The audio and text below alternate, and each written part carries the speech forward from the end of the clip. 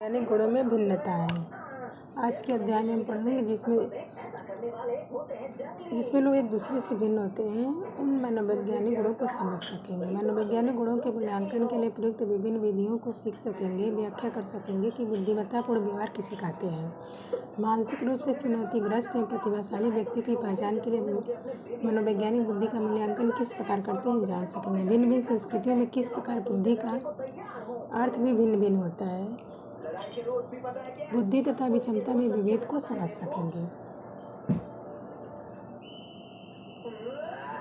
तो पाठ के परिचय में पढ़ेंगे मानव प्रकारों में व्यक्तिगत भिन्नताएं, मनोवैज्ञानिक गुणों का मूल्यांकन, बुद्धि के सिद्धांत, बहुबुद्धि का सिद्धांत, बुद्धि का त्रिचापीय सिद्धांत, बुद्धि की योजना, अवधान, भाव, प्रबोधन, बुद्धि में व्यक्तिगत भिन्नताएं, बुद्धि में विचलन, बुद्धि परीक्षण के कुछ दुरुपयोग, संस्कृति तथा बुद्धि, सामवेगिक बुद्धि, समवेगत बुद्धिमान व्यक्तियों की विशेषताएं, विशिष्ट योग्यताएं, अभिक्षमता, स्वरूप एवं मानव मापन, सृजनात्मकता। पाठ का परिचय ले लेते हैं। हम अपने मित्रों, सहपाठियों और संबंधियों का परीक्षण करें तो पाएंगे कि उनके प्रत्यक्षण करने, सीखने और चिंतन करने के साथ साथ विभिन्न कृत्यों को निष्पादित करने के उनके ढंग में अनेक भिन्नताएं हैं। जीवन के प्रत्येक क्षेत्र में ऐसी व्यक्तिगत भिन्नताएं देखी जा सकती हैं। इस तरह का यह स्पष्ट है कि सभी व्यक्ति एक दूसरे से भिन्न होते हैं, जो मानव व्यवहार को समझने में अनुपयुक्त होते हैं। हमें यह भी जानने की आवश्यकता है कि किस तरह के लोग भिन्न होते हैं, भिन्नताएं कैसे उत्पन्न होती हैं और कैसे इन भिन्नताओं का मूल्यांकन किया जा सकता है। आपको स्मरण होगा कि कैसे गाल्टन के समय से ही व्यक्तिगत भिन्नताओं का अध्ययन आधुनिक मनोविज्ञान का मुख्य क्षेत्र रहा है। मनोवैज्ञानिकों के लिए रुचिकर प्रमुख मनोवैज्ञानिक गुणों में से एक बुद्धि है। लोग एक दूसरे से जटिल विचारों को समझने, पर्यावरण से अनुकूलन करने, अनुभव से सीखने, विविध प्रकार की तर्कनाओं में व्यस्त होने तथा विविध भाषाओं पर विजय प्राप्त करने की योग्यता में एक दूसरे से भिन्न होते हैं। तो इस अध्याय में हम बुद्धि का स्वरूप, बुद्धि संप्रत्यय की बदलती परिभाषाएं, बुद्धि में सांस्कृतिक भिन्नताएं, लोगों की बौद्धिक सक्षमताओं की सीमाएं और उसमें विचलन तथा विशिष्ट योग्यताओं या अभिक्षमताओं की प्रकृति के बारे में पढ़ेंगे। मानव प्रक्रियाओं में व्यक्तिगत भिन्नताएं। विभिन्न प्रजाति के प्राणियों में तथा किसी एक ही प्रजाति के प्राणी में भी समान ढंग से वैयक्तिक भिन्नताएं पाई जाती हैं। भिन्नताओं के कारण ही प्रकृति में आकर्षण तथा सौंदर्य होता है। एक क्षण के लिए अपने चतुर्दिक ऐसे जगत की कल्पना करें जिसमें सभी वस्तु एक ही रंग की है, लाल या नीली या हरी हो, तो दुनिया कैसी लगेगी? निश्चय ही वह सुंदर नहीं होगी। पूरी संभावना है कि आपका उत्तर नहीं होगा और न आप ऐसे संसार में रहना ही चाहेंगे। वस्तुओं की तरह मनुष्यों में भी विविधता पाई जाती है। प्रत्येक व्यक्ति में भिन्न भिन्न विशेषताओं का सम्मिश्रण होता है। विचलनशीलता, विभिन्नता एक प्राकृतिक तथ्य है और इस व्यक्ति इसके अपवाद नहीं है। प्रत्येक व्यक्ति एक दूसरे से शारीरिक विशेषताओं जैसे ऊंचाई, वजन, शक्ति, बालों का रंग आदि में भिन्न होता है। उसमें मनोवैज्ञानिक विशेषताओं में भी भिन्नता पाई जाती है। वे अधिक या कम बुद्धि के हो सकते हैं, प्रभावी या विनम्र हो सकते हैं, उच्च मात्रा में सृजनशील या बिल्कुल भी सृजनशील नहीं हो सकते तथा जावक या विनिवर्तित हो सकते हैं। विभिन्नताओं की सूची बहुत लंबी हो सकती है। किसी व्यक्ति में भिन्न भिन्न विशेषकों की भिन्न भिन्न मात्राएं हो सकती हैं।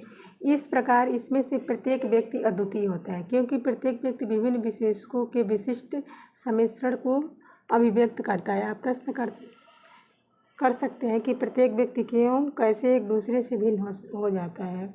वस्तुतः इस प्रश्न से संबंधित विषय वस्तु की व्यक्तिगत भिन्नताओं का अध्ययन कहा जाता है। मनोवैज्ञानिकों के लिए व्यक्तिगत भिन्नताओं का अर्थ है व्यक्तियों की विशेषताओं तथा व्यवहार के स्वरूप में पाया जाने वाला वैशिष्ट्य तथा विचलनशीलता। कुछ मनोवैज्ञानिक विश्वास करते हैं कि हमारे व्यवहार हमारे व्यक्तिगत विशेषकों से प्रभावित होते हैं, जबकि कुछ दूसरे मनोवैज्ञानिकों का विचार है कि हमारे व्यवहार स्थितिपरक कारकों से अधिक निर्धारित होते हैं। यह दूसरा मत स्थितिवाद कहा जाता है, जिसमें यह मान्यता है कि किसी व्यक्ति का व्यवहार उसकी स्थिति या वर्तमान दशाओं में प्रभावित होता है। एक व्यक्ति को सामान्यतः आक्रामक प्रवृत्ति का है और उसमें सर्वोच्च अधिकारी की उपस्थिति में बहुत विनम्र व्यवहार करता है। कभी कभी स्थितियों का प्रभाव इतनी शक्तिशाली होता है कि व्यक्तित्व में भिन्न भिन्न विशेषकों को रखने वाले लोगों का व्यवहार लगभग समान होता है। स्थितिवादी परिप्रेक्ष्य बाह्य कारकों के प्रभाव को मनुष्य के व्यवहार के लिए अपेक्षाकृत अधिक प्रभावकारी मानता है। मनोवैज्ञानिक गुणों का मूल्यांकन। व्यक्ति के मनोवैज्ञानिक गुणों का संबंध बहुत सरल घटना जैसे किसी उद्दीपक के प्रति अनुक्रिया करने में लगने वाला समय अर्थात प्रतिक्रिया काल से भी होता है और बहुत अधिक व्यापक संप्रत्यय जैसे प्रसन्नता से भी होता है। मापन करने योग्य समस्त मनोवैज्ञानिक गुणों को प्रभावित करना और उसकी सूची बना पाना एक कठिन कार्य है।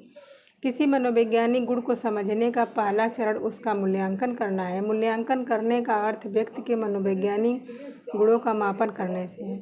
मापन के अंतर्गत व्यक्तियों के गुणों की तुलना करने की अनेक विधियां अपनाई जा सकती हैं। किसी व्यक्ति में किसी गुण की उपस्थिति तभी स्वीकार की जाती है जब उस गुण की किसी वैज्ञानिक विधि से मापन किया जा सके। उदाहरण के लिए जब हम कहते हैं कि हरीश एक प्रभावी व्यक्ति है तो हम उस हरीश में प्रभाविता होने की मात्रा का संकेत करते हैं। हरीश के बारे में हमारा यह कथन उसमें प्रभाविता होने के गुण का हमारे द्वारा किए गए मूल्यांकन का परिणाम है। किसी गुण का मूल्यांकन अनौपचारिक अथवा औपचारिक हो सकता है।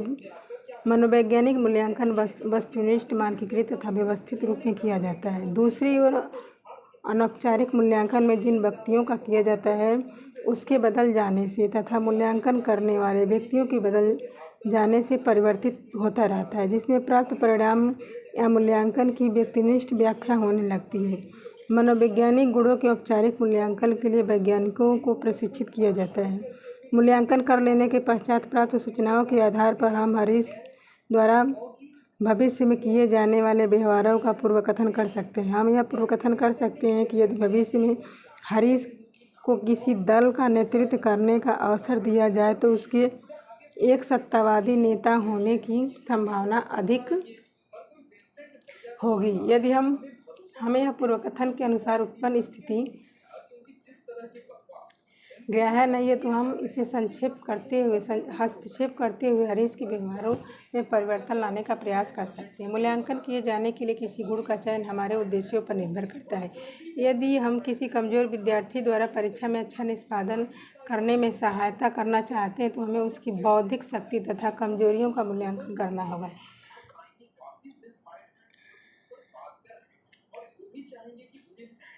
यदि कोई व्यक्ति अपने परिवार तथा पड़ोस के सदस्यों के साथ समायोजन नहीं कर पा रहा है तो हम उसके व्यक्तित्व विशेषकों के मूल्यांकन पर विचार कर सकते हैं। यदि किसी व्यक्ति में अभिप्रेरणा की मात्रा बहुत कम है तो हम उसकी अभिरुचियों तथा वरीयताओं का मूल्यांकन कर सकते हैं। व्यक्तियों की योग्यताओं, व्यवहारों और व्यक्तिगत गुणों के मनोवैज्ञानिक मापन में व्यवस्थित परीक्षण की विधियों का उपयोग किया जाता है। मनोवैज्ञानिक गुणों के कुछ क्षेत्र। मनोवैज्ञानिक गुण रेखीय अथवा एक विमीय नहीं होते, वे जटिल और उसकी कई विमाओं द्वारा व्यक्त किया जा सकता है। कोई एक रेखा बहुत सी बिंदुओं का एक समूह होता है और बिंदु कोई स्थान नहीं घेरता, परंतु एक डिब्बे के बारे में सोचे तो यह स्थान घेरता है। डिब्बे का वर्णन इसकी 3 विमाओं की सहायता से किया जा सकता है। ये 3 विमाएँ इसकी लंबाई, चौड़ाई तथा ऊंचाई। यही स्थिति मनोवैज्ञानिक गुणों की भी होती है। ये गुण सामान्यतः बहुविमात्मक या बहुपक्षीय होते हैं। यदि आप किसी व्यक्ति का पूर्व मूल्यांकन करना चाहते हैं तो आपको यह मूल्यांकन करना होगा कि वो विभिन्न क्षेत्रों जैसे संज्ञानात्मक, सामूहिक, सामाजिक आदि में कैसा व्यवहार या निष्पादन करता है। इस अध्याय में मैं मनोवैज्ञानिकों की अभिरुचियों का कुछ महत्वपूर्ण गुणों का वर्णन करेंगे, कुछ महत्वपूर्ण गुणों का चर्चा करेंगे। इन गुणों का संवर्गीकरण मनोवैज्ञानिक साहित्य में उल्लिखित अनेक प्रकार के मनोवैज्ञानिक परीक्षणों पर आधारित है, जिसमें पहला है बुद्धि, इंटेलिजेंस का से पर्यावरण को समझने, सविवेक चिंतन करने तथा किसी चुनौती के सामने होने पर उपलब्ध संसाधनों का प्रभावी ढंग से उपयोग करने की व्यापक क्षमता से है। बुद्धि परीक्षणों से व्यक्ति की व्यापक संज्ञानात्मक सक्षमता तथा उसकी विद्यालयी शिक्षा से लाभ उठाने की योग्यता का ज्ञान होता है। सामान्यतः कम बुद्धि रखने वाले विद्यार्थी विद्यालय की परीक्षाओं में उतना अच्छा निष्पादन करने की संभावना नहीं रखते, परंतु जीवन के अन्य क्षेत्रों में उनकी सफलता की प्राप्ति का संबंध मात्र बुद्धि परीक्षण पर उनके प्राप्तांकों से नहीं होता है।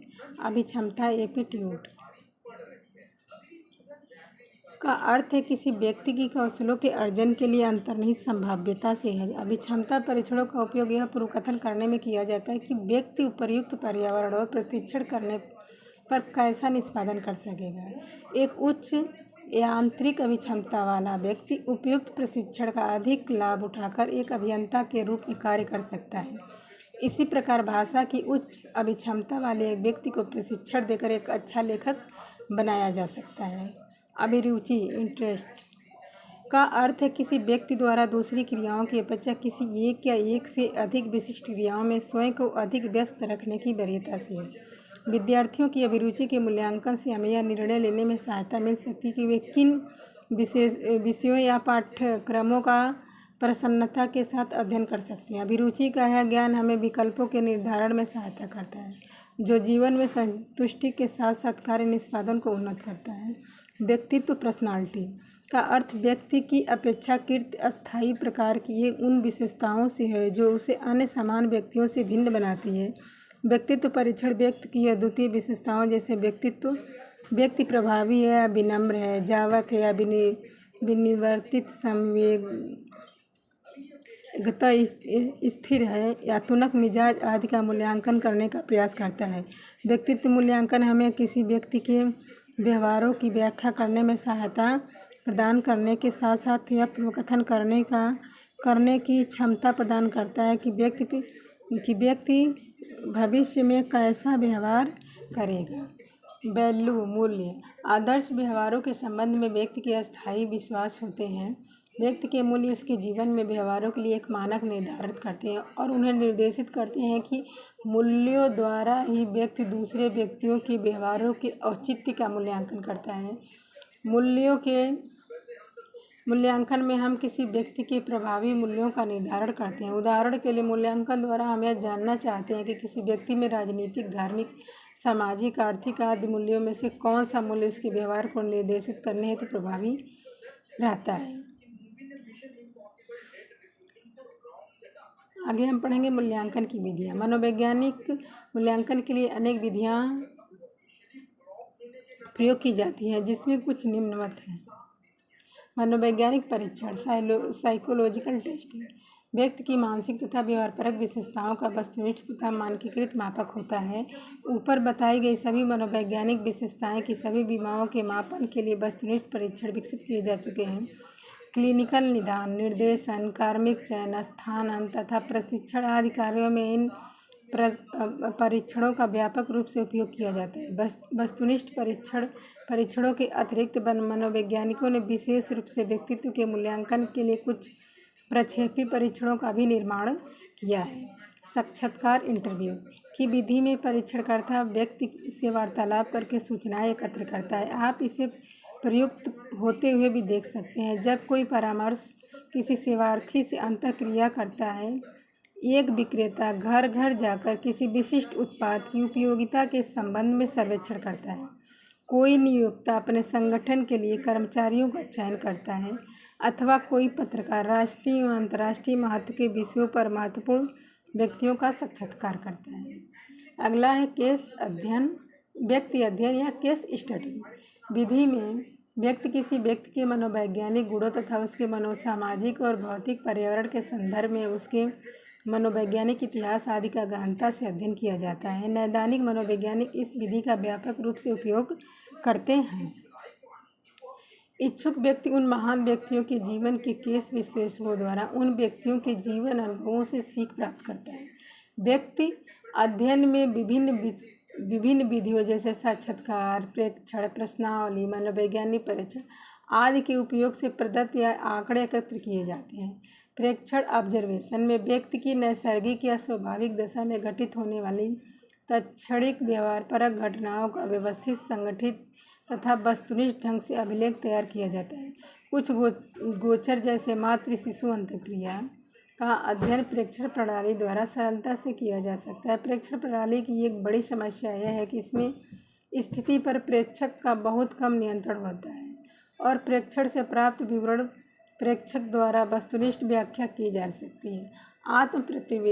प्रतिवेदन सेल्फ रिपोर्ट, यह विधि जिसमें व्यक्ति स्वयं अपने विश्वासों, मतों आदि के बारे में तथ्यात्मक सूचनाएं प्रदान करता है। ऐसी सूचनाएं किसी साक्षात्कार, अनुसूची तथा प्रश्नावली की किसी मनोवैज्ञानिक परीक्षण या वैयक्तिक डायरी का उपयोग करके प्राप्त की जा सकती है।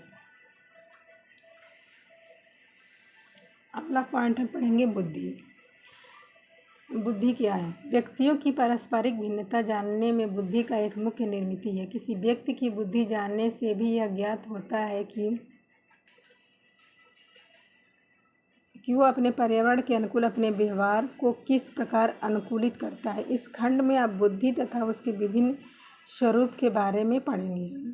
सामान्यजन बुद्धि के स्वरूप के बारे में जो समझते हैं, मनोवैज्ञानिक द्वारा उनसे बिल्कुल भिन्न ढंग से समझा जाता है। यदि आप किसी बुद्धिमान व्यक्ति के व्यवहारों का प्रेक्षण करें तो आप पाएंगे कि इसमें मानसिक सतर्कता, हाजिर जवाबी, शीघ्र सीख लेने की योग्यता और संबंधों को समझ लेने की योग्यता जैसे अनेक गुण होते हैं। ऑक्सफोर्ड शब्दकोश ने बुद्धि को प्रशिक्षण करने, सीखने, समझने और जानने की योग्यता के रूप में परिभाषित किया है।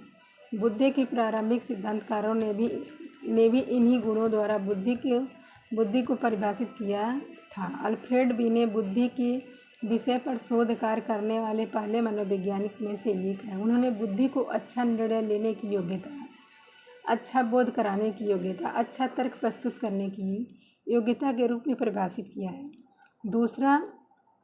दूसरे मनोवैज्ञानिक है वेसलर, जिनका बनाया गया बुद्धि परीक्षण बहुत व्यापक रूप से उपयोग किया जाता है, ने बुद्धि को उसकी प्रकार्यात्मक के रूप में समझा, अर्थात उन्होंने पर्यावरण के प्रति अनुकूलित होने में बुद्धि के मूल्यांकन को महत्व प्रदान किया। वेसलर के अनुसार बुद्धि व्यक्ति की वह समग्र क्षमता है जिसके द्वारा व्यक्ति सविवेक चिंतन करने, स्वदेशी व्यवहार करने तथा पर्यावरण से प्रभावी रूप से निपटने में समर्थ होता है। कुछ अन्य मनोवैज्ञानिकों जैसे गार्डनर और स्टर्नबर्ग का सुझाव है कि बुद्धिमान व्यक्ति न केवल अपने पर्यावरण से अनुकूलन करता है बल्कि उसमें सक्रियता से परिवर्तन और परिमार्जन भी करता है। आपको बुद्धि का संप्रत्यय और उसका क्रम विकास बुद्धि के कुछ महत्वपूर्ण सिद्धांतों की विवेचना किए जाने के उपरांत समझ में आएगा। आगे हम पढ़ेंगे बुद्धि के सिद्धांत। मनोवैज्ञानिकों ने बुद्धि के अनेक सिद्धांत दिए हैं। इन सिद्धांतों में मनोमितिक या संरचनात्मक उपागम अथवा सूचना प्रक्रमण उपागम का प्रतिनिधित्व करने वाले दो संवर्गों को वर्गीकृत किया जा रहा है। मनोमितिक उपागम साइकोमेट्रिक अप्रोच में बुद्धि को अनेक प्रकार की योग्यताओं का एक समुच्चय माना जाता है। यह व्यक्ति द्वारा किए जाने वाले निष्पादन को उसकी संज्ञानात्मक योग्यताओं के एक सूचकांक के रूप में व्यक्त करता है। दूसरी ओर सूचना प्रक्रमण उपागम में बौद्धिक कल्पना तथा समस्या समाधान में व्यक्तियों द्वारा उपयोग की जाने वाली प्रक्रियाओं का वर्णन किया जाता है। इस उपागम का प्रमुख केंद्रबिंदु एक बुद्धिमान व्यक्ति द्वारा की जाने वाली विभिन्न क्रियाओं पर होता है। बुद्धि की संरचना तथा उसमें अंतर्निहित विभिन्न विमाओं पर अधिक ध्यान न देकर सूचना प्रक्रमण उपागम बुद्धिमत्तापूर्ण व्यवहारों में अंतर्निहित संज्ञानात्मक प्रक्रियाओं के अध्ययन पर अधिक बल देता है। अब हम इन दो उपागमों के कुछ प्रतिनिधि सिद्धांतों के बारे में पढ़ेंगे।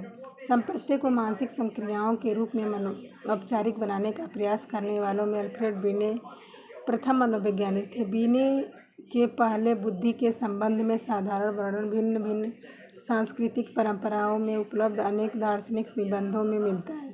बीने द्वारा दिया गया बुद्धि का सिद्धांत बहुत ही सरल प्रकार का है, क्योंकि इस सिद्धांत की उत्पत्ति अधिक बुद्धिमान और कम बुद्धिमान व्यक्तियों की अलग अलग पहचान करने के प्रयास के अंतर्गत हुई है।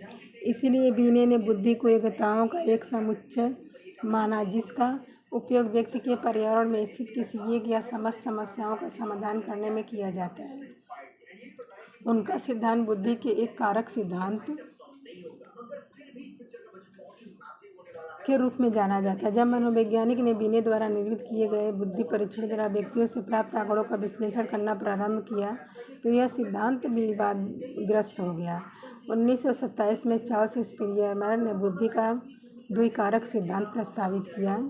यह सिद्धांत कारक विश्लेषण और सांख्यिकी विधि पर आधारित है, जिसमें प्रदर्शित किया गया कि बुद्धि के अंतर्गत एक सामान्य कारक जिसे जी फैक्टर तथा कुछ विशिष्ट कारक जिसे एस फैक्टर कहा जाता है। जी फैक्टर कारक या सामान्य कारक के अंतर्गत वे सभी मानसिक संक्रियाएं होती हैं जो प्राथमिक और जिनका प्रभाव सभी प्रकार के कार्यों के निष्पादन पर पड़ता है।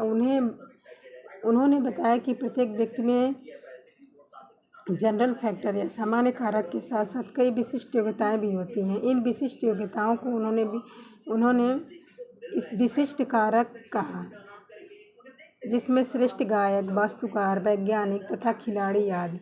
सामान्य कारक में उच्च स्तर की हो सकते हैं, परंतु उसमें विशिष्ट क्षेत्रों में विशिष्ट विशेषताएं योग्यताएं भी होती हैं, जिसके कारक वे अपने क्षेत्र में श्रेष्ठ हो जाते हैं। स्पीयरमैन के बाद लुईस थर्स्टर ने प्राथमिक मानसिक योग्यताओं का सिद्धांत प्रस्तुत किया, जिसमें कहा गया कि बुद्धि के अंतर्गत 7 प्राथमिक मानसिक योग्यताएं होती हैं जो एक दूसरे से अपेक्षाकृत स्वतंत्र होकर कार्य करती हैं। ये योग्यताएं वाचिक बोध, शब्दों तथा विचारों के अर्थ को समझना। दूसरा है संख्यात्मक योग्यता, जिसमें संख्यात्मक तथा विकल्पनात्मक कार्यों में गति और परिशुद्धता करने का कौशल। देशिक संबंध, प्रतिरूपों तथा रचनाओं में मानस प्रत्यक्षीकरण करना, प्रत्यक्षिक गति, विस्तृत प्रत्यक्षीकरण करने की गति, शब्द प्रवाह, शब्दों का प्रवाह तथा नम्यता के साथ उपयोग कर लेना। स्मृति